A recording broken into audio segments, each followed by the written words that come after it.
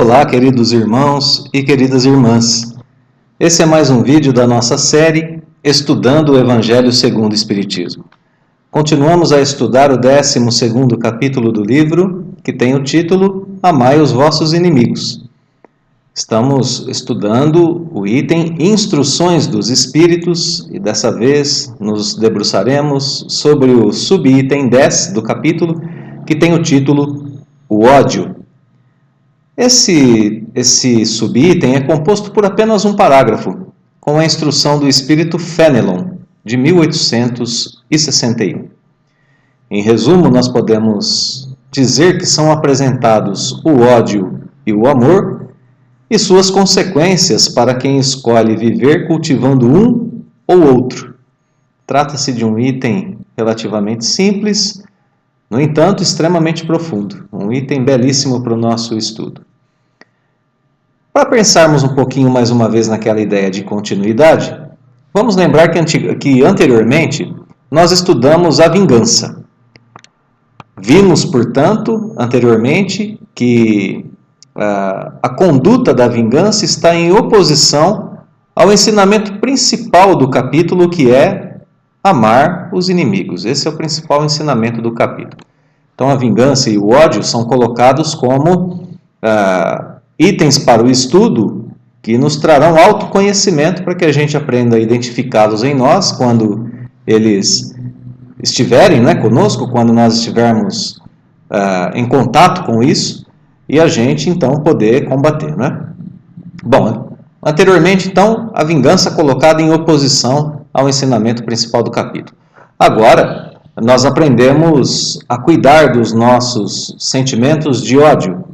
Esse sentimento que às vezes se apossa de nós e que precisa ser cercado de certos cuidados para que possamos substituí-lo pelo amor e para que então não desejemos a vingança. Então aqui o tratamento agora de onde começam esses sentimentos de vingança, de ódio, para que a gente possa se dedicar ao combate a eles e para que a gente possa ter sucesso. Essa é a ideia de continuidade do texto que nós percebemos, ou que podemos perceber. Então vamos lá. Um parágrafo só, nós o dividimos para que a gente possa estudar, para que a gente possa estudá-lo com um pouco mais de calma, um pouco mais de tranquilidade, Dividimos em duas partes. Então vamos lá. Primeira parte desse parágrafo único, subitem 10. Amai-vos uns aos outros e sereis felizes. Tomai, sobretudo, a peito, amar os que vos inspiram indiferença, ódio ou desprezo. O Cristo, que deveis considerar modelo, deu-vos o exemplo desse devotamento. Missionário do amor, ele amou até dar o sangue e a vida por amor. Penoso vos é o sacrifício de amardes os que vos ultrajam e perseguem, mas precisamente esse sacrifício é que vos torna superiores a eles. Se os odiasseis, como vos odeiam, não valeríeis mais do que eles.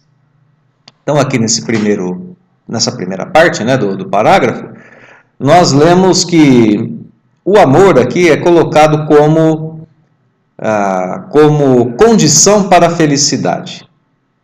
Interessante, Amai-vos uns aos outros. Se quisermos, podemos até pensar em um amor recíproco entre os homens, que faria com que nós nos tornássemos felizes. Em termos individuais, vai se tornando mais feliz aquele que aprende a amar mais. Não precisamos nem de muitas explicações profundas para isso, não é? Aquele que ama mais não tem lugar para sentimentos como, por exemplo, o ódio e a vingança em seu coração. Aquele que sente ódio e vingança sofre por sentir ódio e vingança, por ter esses sentimentos, essas inclinações. Aquele que já substituiu isso tudo e que ama, não se vê às voltas com esses maus sentimentos, não se vê às voltas com esses problemas. Por isso que o Cristo aqui é nos dado como modelo, porque Jesus é o modelo perfeito da tranquilidade, da serenidade diante de pessoas que o traíram, que o acusaram, que o difamaram, enfim, que o crucificaram, tranquilidade em pessoa. Por quê? Porque amava, não sentia ódio, não sentia vingança. Então, o sentimento de amor nos torna felizes, começando, né, por essa benesse de substituição do ódio pelo amor. Na sequência, o texto diz: tomai sobretudo a peito. Né? Então, se anteriormente esse amor, né, que pode ser pensado como amor recíproco, colocado como condição para a felicidade, se esse amor é colocado como condição para a felicidade, tem um certo tipo de amor que se coloca ainda acima desse amor, né, recíproco. É justamente esse que se devota àquelas pessoas que nos inspiram indiferença, ódio e desprezo, ou seja, nossos inimigos, né? Que o ensinamento desse capítulo são os ensinamentos desse capítulo, são voltados à condição dos nossos inimigos. Então, aqueles que nos despertam indiferença, ódio ou desprezo. Bem, esse amor se coloca sobre o amor que a gente deve devotar a todas as pessoas. Essa expressão aqui, né, tomar sobretudo a peito, é uma tradução um pouco talvez equivocada, talvez um pouco imprecisa, melhor dizendo, do texto no original em francês. Né? Talvez a melhor tradução aqui para a gente entender bem seria fazei por, né? Fazei por amar, esforce-se para amar, dedicai-vos a amar. Alguma frase mais nesse sentido seria mais clara para nós, né? Aqui nós temos a nossa tradução, que como sempre insistimos, né, está na descrição do vídeo, tradução de Guilom Ribeiro, disponível para download na descrição do nosso vídeo, diretamente do site da FEB. Mas quando acontece alguma passagem dessa que pode nos trazer alguma dúvida, a gente recorre a algumas outras, procura ajuda, né, para a tradução do francês, e assim a gente vai melhorando um pouquinho o nosso entendimento. Né? Então, se o amor é condição para a felicidade, bem, cuidemos de amar, principalmente aqueles que nos causam ainda diferença, ódio e desprezo. Na sequência, como dizíamos, Jesus é dado como modelo, e justamente, né, para a gente pensar nessa situação de que Jesus amava incondicionalmente todas as pessoas e que isso lhe trazia serenidade, paz, tranquilidade, sabedoria, uma condição muito diferente da maioria de nós, né? Portanto, Jesus tinha um aspecto da felicidade, ou vivia um aspecto da felicidade que nós ainda não conseguimos. A questão é como fazer isso, né? Jesus nos deu o exemplo desse devotamento. Então, isso se consegue através de devotamento, de dedicação. Para conseguir isso, é preciso dedicar-se em cada instante da vida, cada vez que nós recebemos um revés da vida. E Jesus também é um modelo para isso, dessa dedicação, não é? Passando por tudo que ele passou para trazer ensinamentos a nós que certamente cometemos para com ele atitudes que não podem ser chamadas assim de atitudes muito amorosas, não é? Então nós não devolvemos o amor que ele nos dedicou a ele. Ele nos dedicou o amor, nós não devolvemos. No entanto, ele continua nos amando, mesmo assim. Então Jesus é o exemplo desse devotamento. Ele se entrega a nós. Ele faz tudo o que era possível e preciso fazer para que nós despertássemos de nossos transes de ódio e de vingança. Então, por isso ele é nos dado como exemplo. Estudar a vida do Cristo aqui é necessário, para que a gente entenda como que a gente se devota às outras pessoas, né? O texto segue dizendo que Jesus era um missionário do amor, que amou até as últimas consequências, né? Até dar o sangue e a vida em favor desse amor. Na sequência do texto ainda, ele nos diz que isso é penoso, que é um sacrifício amar aqueles que nos ultrajam e nos perseguem. Mas diz também que é justamente esse sacrifício que nos torna superiores a essas pessoas, porque se nós odiássemos como elas nos odeiam, nós seríamos exatamente iguais a elas. É isso que o texto está nos trazendo, né? Bem, não é uma tarefa fácil, nos diz a instrução. Mas é isso o que nos eleva, é ela que nos faz sublimar a nossa existência. É ela que nos traz a situação de uma superioridade moral e de um reconhecimento de valor íntimo que se conquista na prática desse exercício profundo. Então vejam só como essa mensagem é profunda, né? Essa instrução é profunda. Ela nos diz, olha, é preciso amar sobretudo aqueles que nos prejudicam. Não é fácil. No entanto, é nesse exercício que nós conseguimos reconhecer em nós mesmos um valor elevado. Que nós encontramos em nós mesmos algo que vale a pena ser amado, algo que vale a pena ser notado, algo que vale a pena ser compartilhado, exposto para todas as pessoas. É o encontro da nossa essência divina, nossa essência íntima e divina, que deve ser compartilhada com todos. Essa passagem é maravilhosa. E se a gente tem alguma dúvida em relação à palavra superior, é uma superioridade moral que está sendo colocada aqui, né? A superioridade moral que, inclusive, Jesus tem em relação a nós. Nós devemos chegar a esse patamar, para que nós possamos valer mais do que eles no sentido moral, e para que possamos nos reconhecer com tal valor.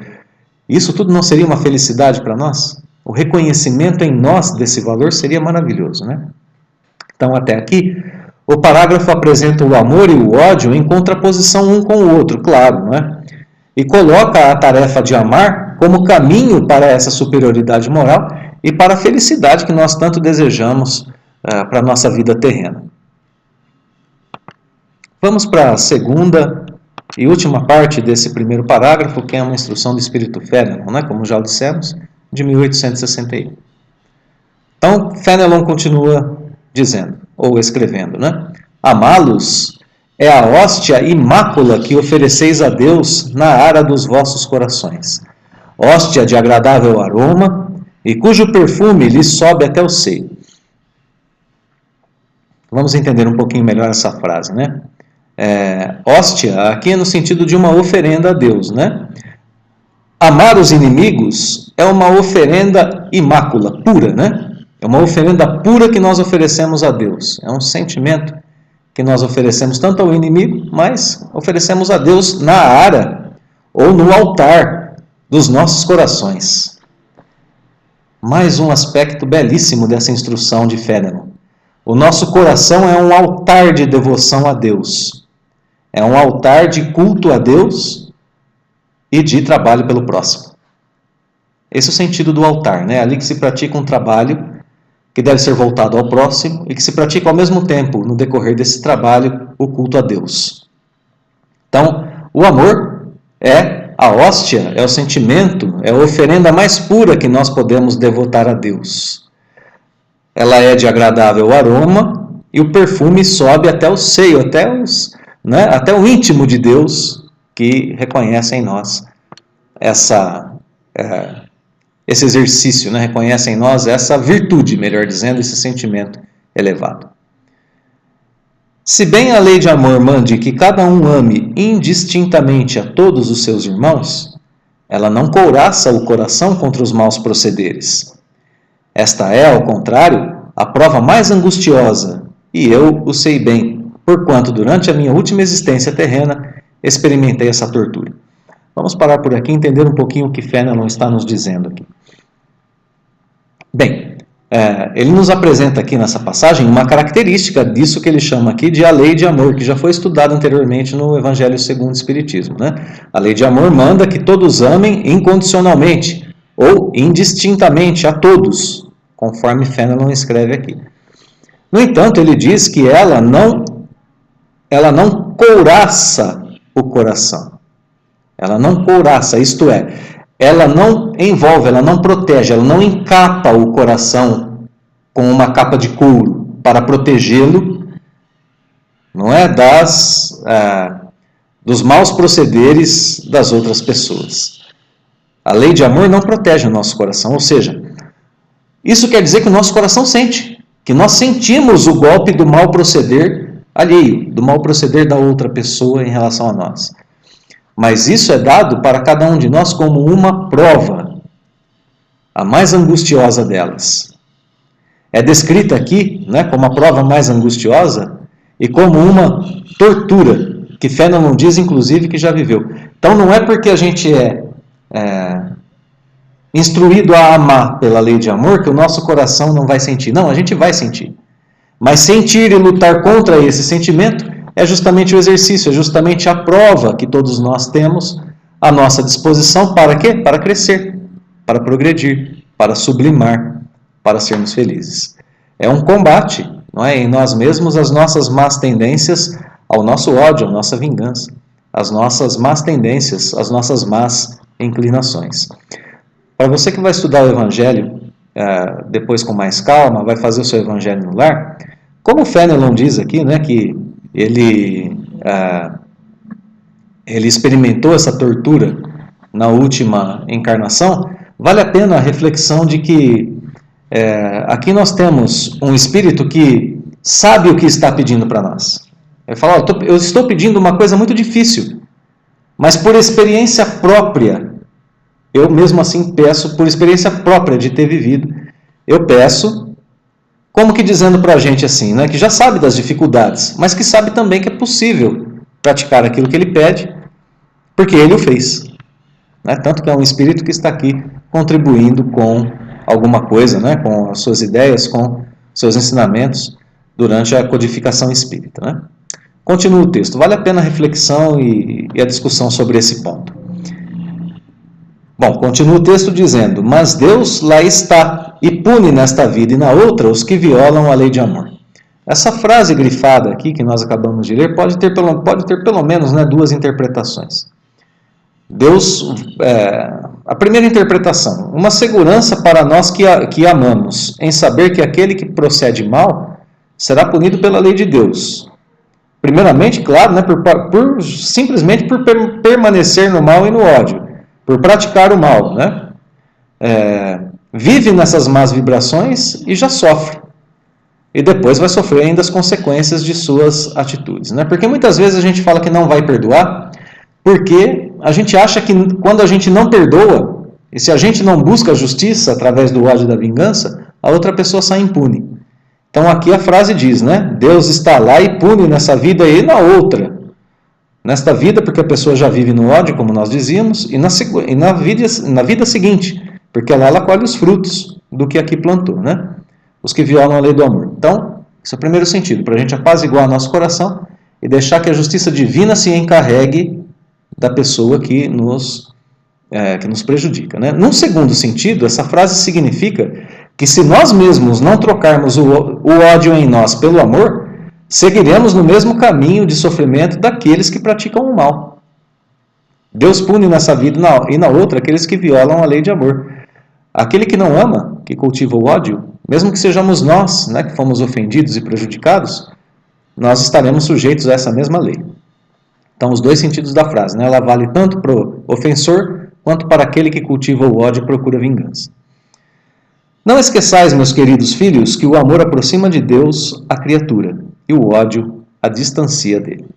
Bem, essa última frase conclui a instrução de Fénelon, que é belíssima, profunda, né, como nós dizíamos anteriormente, e que nos traz esse ensinamento maravilhoso, né, ensinamento que diz que é o espírito que escolhe amar ou não aquele que procede mal. Nós temos à nossa disposição essa escolha, não é? Escolhemos amar ou odiar. Se sentimos o ódio, podemos combatê-lo. Se sentimos o amor, podemos promovê-lo, podemos nutri-lo, podemos fazer com que ele cresça. Se é uma prova, é prova de devotamento que cada um impõe a si mesmo para comungar com Deus. Não é? Bem, o combate ao ódio nos aproxima de Deus, como escreveu Fénelon aqui mesmo nessa instrução. O amor nos aproxima de Deus. Então, a gente se impõe essa prova de amar os nossos inimigos para a gente poder se aproximar de Deus, para viver bem com o próximo e, por fim, para sermos felizes. Belos resultados, não é? Acho que vale a pena tentar. Queridos irmãos e irmãs, muito obrigado mais uma vez pela companhia em nossos estudos. Continue conosco estudando o Evangelho segundo o Espiritismo, tentando compreendê-lo e praticá-lo. Deixamos os votos de que Deus nos abençoe em nossas tarefas, hoje e sempre. O nosso abraço fraterno. Até o próximo encontro.